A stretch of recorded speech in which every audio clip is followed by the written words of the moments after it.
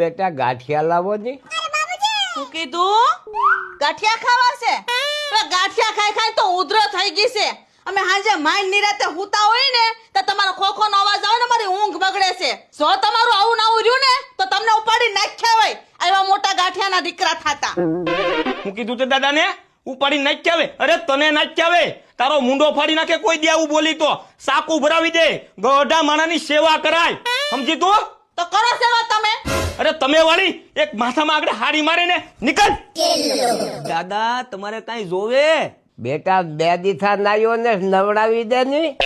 ઉઈરો તમારે નાઈન ક્યાં જવું? Good night. એ હા બોલો દાદા.